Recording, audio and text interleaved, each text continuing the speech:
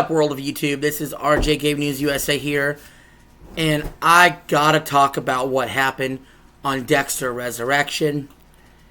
I mean, first, before we get into that, though, like, share, and subscribe if you haven't already.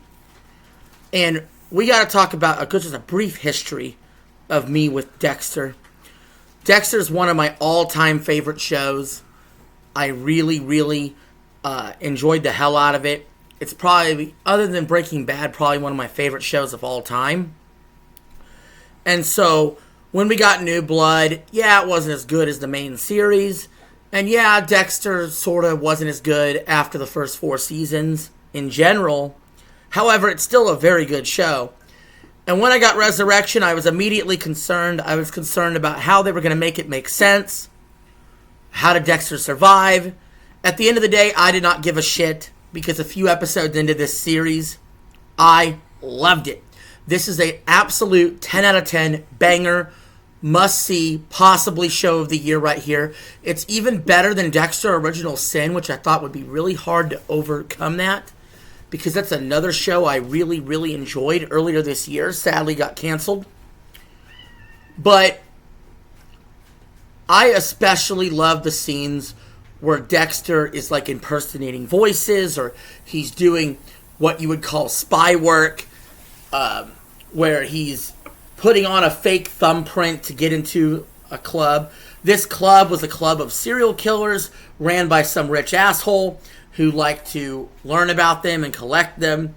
And so it was like a perfect setup for Dexter to come in and have a whole list of people he could kill throughout the season. In addition to him trying to mend the relationship he had with his son, where at the end of New Blood, his son shot him and left him for dead. But this time around, Harrison got into a much better relationship with Dexter. They figured things out, and really, they left off at a really good place, I feel, for their father-son relationship that just never came into fruition within New Blood. So, with that being said, I do have a lot of pros, but let me go ahead and bring out just a little bit of the negatives of this show. Really, there almost is none. I gotta be honest. I really gotta be stretching and grasping at straws to even find something I don't like. I don't think it was that predictable. I know some people are complaining about some predictability. I didn't see that. I thought there was a lot of unpredictability. I thought there was a lot of, what's going to happen next? And I was satisfied with the ending, which I won't spoil here. There's some light spoilers in this video, but just do your best to try to ignore that. And if you haven't watched the show already, go ahead and click the video off now. Watch the show and then come back for the rest of the review. But I absolutely love the Gemini Killer. Finding out they were twins. One of my favorite moments of the entire show is when he thinks he killed the Gemini Killer, and then he walks out of the car to go to the helicopter, and you're like, what the actual fuck? The way Dexter was able to convince everybody there, except for Charlie, that the Gemini Killer was killing all the other serial killers was absolutely brilliant. Dexter framing Lady Vengeance and calling in the police, and then acting like a true New Yorker on the phone, absolutely had me rolling.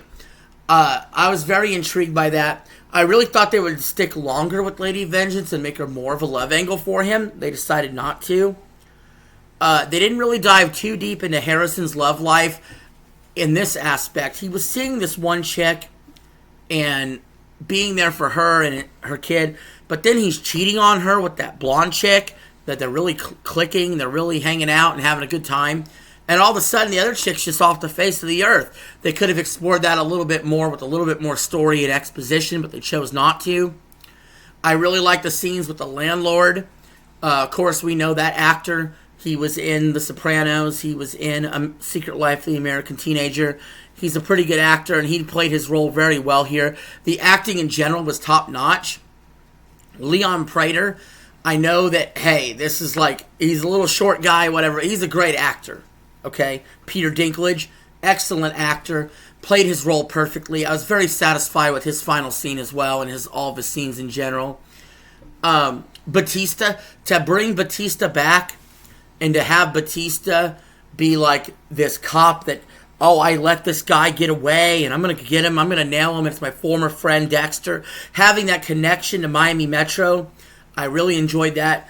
I guess my one negative I will point out is it's too bad we couldn't get Deb on the show in some way. Like, they even brought Quinn back, and they brought Dexter's dad back to be his dark passenger. But it's a shame we couldn't get Deb back in any way. I thought the way Dexter infiltrated the group by killing the dark passenger serial killer, which is ironic that the name was Dark Passenger, was very clever. And then he actually lives with the rideshare drivers that he was going after. And Blessing was a great character. He just, nice family man. You sort of see in this season Dexter grow more of a heart, more of a conscience, more of a not just being a total psychopath or a sociopath. And I think that's really nice anytime we can see Dexter be more human, because we root for Dexter. Yes, he kills people, but he kills people that deserves it. And so we root for him. And we don't know how the series is going to end. I'm certainly glad that it looks like, by all rights, we're getting a season 2 and beyond. And I'm done with them trying to figure out how to end Dexter. Let's live in the universe some more. Let's do another 5-6 years. Let's bring out stories like they brought out in season 1. I even enjoyed the new intro they had. They didn't do the cheesy sort of intro that Dexter's always had that they could have done this time. They didn't. They made the show more serious, more in the times with that, even though I do like the old intro. And you never know. There's definitely some loose ends still left. The ponytail killer's still out there. Dexter has a whole list of serial killers now, because at the end of the show, he grabs this list of all these different killers so he could possibly hunt them down himself. I do think Dexter, as a father, though, made some pretty poor choices to put Harrison in harm's way multiple times. There's still an angle to look at it from the standpoint of Dexter is selfish. Dexter still is a narcissist. You still can't love him all the way, even though you want to, because deep down, he's still looking out for his best interest first and foremost. I do think that Dexter is getting a little older. They did make mention of some of the scenes, how, he's out of breath or whatever. But he's very, very intelligent still. And some of the situations he got himself out of, that's one of the things that makes Dexter so great, is when he's in these impossible to get out of situations and he finds a way out of them. That's one of the aspects I've always loved. And so I really enjoyed the show. The cops, I thought the cops were really good. Like, the chick cop, she was a total stone cold bitch. Harrison had this issue where he killed a guy at the beginning of the season, and then somehow that issue seemed to go away. I wonder if it'll come back or if it'll haunt him in some way. But for now, Harrison's on the straight and narrow. I'm not sure where they're going to go with season 2. I'm excited, though. I trust this writing team to figure it out. They clearly know what they're doing.